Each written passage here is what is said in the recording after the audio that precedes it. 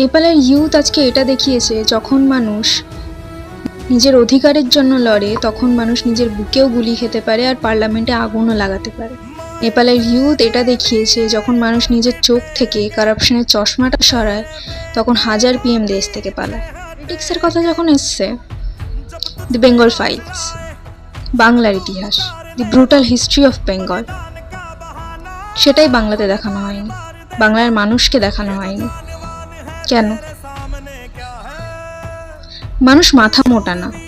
হ্যাঁ, কিছু মানুষ হতে পারে, তবে সব মানুষ মাথা মোটা না। যাদের জানার তারা ঠিক জেনে নেবে। মুভি না দেখালে সত্যিটা মিথ্যে হয়ে যাবে না, আর মিথ্যেটা সত্যি হয়ে যাবে না। দ্য কেরলা স্টোরিও দেখানো হয়নি। কেন? আপনাদের দেখানো না দেখানোতে সত্যি মিথ্যে হয়ে যায় না, আর মিথ্যে সত্যি হয়ে যায়, তাই নয় কি?